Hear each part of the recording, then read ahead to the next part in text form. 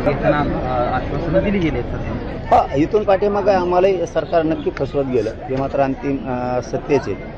परंतु आत्ताच्या काळात थोडासा म्हणतो मी याच्यासाठी बसलं की त्यांनी चांगली प्रक्रिया यावेळेस आंदोलनात सुरू केली. GR काढणं, शिंदे समितीला मुदत वाढ देणं, 58 लाख नोंदीचे प्रमाणपत्र वाटप करण्यासाठी आदेश देणं, व्हॅलिडिटी रोखू नका हे पण सांगितलं आहे त्यांनी. हैदराबाद गॅझेटियरनुसार प्रमाणपत्र देण्यासाठी SOP त्यांनी दिली, आदेश पण खाली दिले. बलिदान गेलेल्या कुटुंबांचा विषयसुद्धा मार्गी काढत गेले.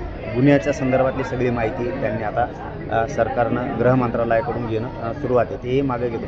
म्हणून थोडासा विश्वास बसला. मला वाटतं कायम विश्वास हे जिंकणं सरकारचं काम आहे आणि ते त्यांनी केलं पाहिजे. आम्ही आता विश्वास ठेवणं आमची जबाबदारी असते आंदोलक म्हणून. आता आम्ही ठेवला आहे. याचा अर्थ असा नाही आहे की तुम्ही वाटोळं जरी केलं तरी आम्ही शांत बसूया, हे तुमचा गैरसमज असू शकतो सरकार म्हणून. मी त्यातला नाही आहे. एखादी गोष्ट दिली आणि मग नुसतंच तुमचं आभार मानत राहणार, उदं करत राहणार. नक्की तुमचं उदं करणार, नक्की तुम्ही केलेल्या कामाचं श्रेय नक्की तुम्हाला देणार, पण फसवलं तर सोडणार सुद्धा नाही आहे, हे मात्र लक्षात ठेवायचं. कारण तुम्हाला जर कायम मराठा समाजाचा चेहऱ्यावरती आनंद ठेवायचा असेल तर तुम्ही केलेली कामं ही तुम्हाला कायमस्वरूपी टिकून ठेवावी लागणार आहे. नसतं आंदोलन करण्यापेक्षा तुम्ही जर आता याच्याशी काही दगाफटका केला या मागण्याशी, तर आंदोलन करण्यापेक्षा 29ची तयारी करू, आम्ही 100% पाडणार नव्हतो असं म्हणतो मी. याच्यासाठी बसलं की त्यांनी चांगली प्रक्रिया यावेळेस आंदोलनात सुरू केली. GR काढणं, शिंदे समितीला मुदत वाढ देणं, 58 लाख नोंदीचे प्रमाणपत्र वाटप करण्यासाठी आदेश देणं, व्हॅलिडिटी रोखू नका हे पण सांगितलंय त्यांनी.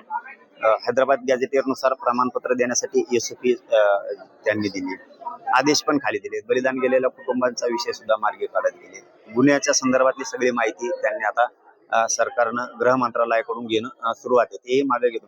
म्हणून थोडासा विश्वास बसला. मला वाटतं कायम विश्वास हे जिंकणं सरकारचं काम आहे आणि ते त्यांनी केलं पाहिजे. आम्ही आता विश्वास ठेवणं आमची जबाबदारी असते आंदोलक म्हणून. आता आम्ही ठेवलाय.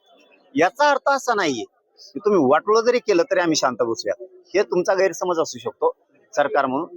मी त्यातला नाहीये. एखादी गोष्ट दिली आणि मग नुसतंच तुमचं आभार मानत राहणार, उदं करत राहणार. नक्की तुमचं उदं करणार, नक्की तुम्ही केलेल्या कामाचं श्रेय नक्की तुम्हाला देणार, पण फसवलं तर सोडणार सुद्धा नाहीये, हे मात्र लक्षात ठेवायचं. कारण तुम्हाला जर कायम मराठा समाजाचा चेहऱ्यावरती आनंद ठेवायचा असेल तर तुम्ही केलेले कामं हे तुम्हाला कायमस्वरूपी टिकून ठेवावे लागणार आहे.